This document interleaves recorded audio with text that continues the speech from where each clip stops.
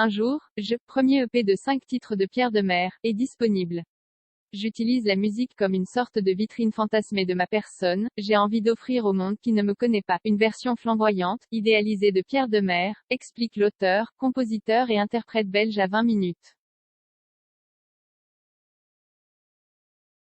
Pierre Demer mise beaucoup sur son instinct dans son processus créatif.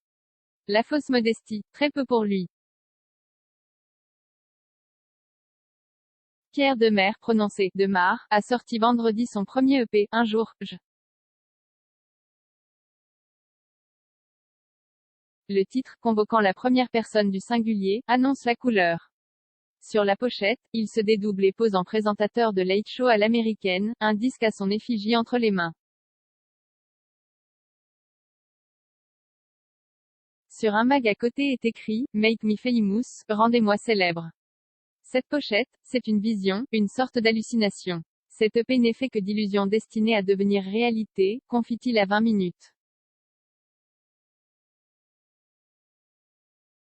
Le titre illustre la quête d'un avenir brillant. Pour moi, cela passe par la célébrité. Un peu plus tôt, il déclarait « J'utilise la musique comme une sorte de vitrine fantasmée de ma personne, j'ai envie d'offrir au monde qui ne me connaît pas, une version flamboyante, idéalisée de Pierre Demer. »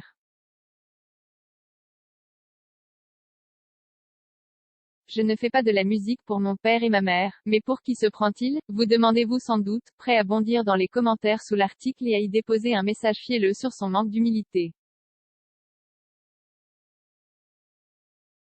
Refrénez-vous car, si cela ne saute pas aux yeux dans ses verbatims, le jeune Belge n'a rien d'un présomptueux puant l'arrogance.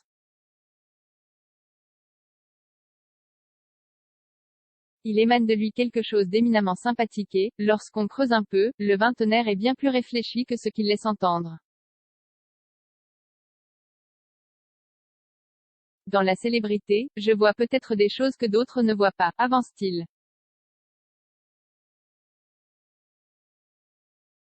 Ce n'est pas que le côté mégalo et égocentrique, à partir du moment où tu es célèbre, c'est que ton œuvre est connue et que tu as réussi à toucher un tas de monde.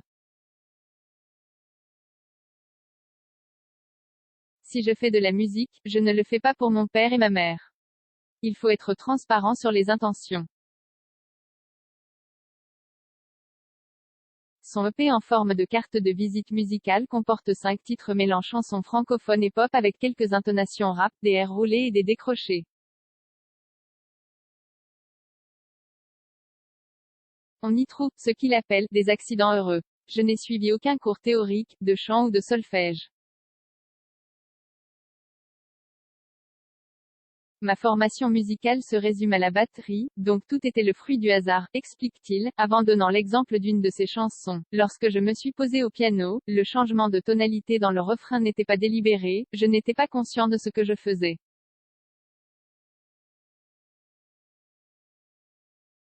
Je me laisse guider selon ce que mon cœur et mes oreilles aiment. Pierre Demer a le sens de la créativité et de la bidouille. À 10 ans, il écrivait ses premiers morceaux qu'il travaillait sur GarageBand. Je chantais dans un anglais approximatif, en yaourt, avec déjà l'idée à l'époque de tout péter. Il veut copier son grand frère ingénieur du son qui à ce moment-là composait de son côté.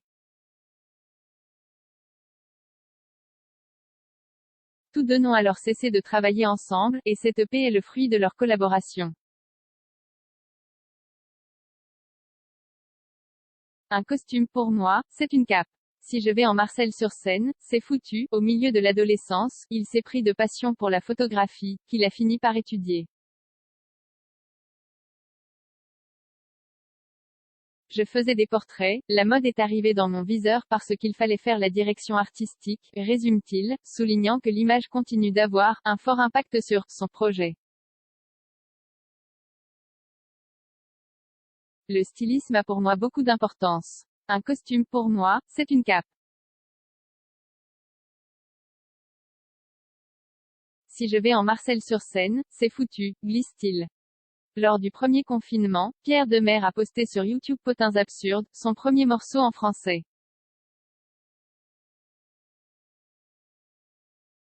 C'est ce qui lui permet de se faire repérer et de signer chez 5-7, un label de Vagram Music qui éditera prochainement son premier album.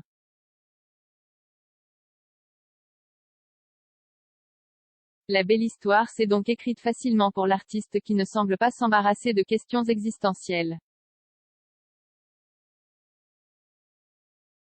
Il est devenu l'un des talents les plus prometteurs de la nouvelle scène belge aux côtés de Noé Préchouf ou Ilona.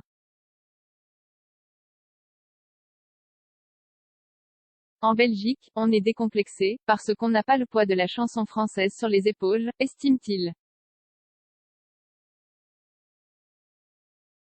Les Belges ne se posent pas trop de questions quand ils écrivent, ils composent avec ce qui leur vient.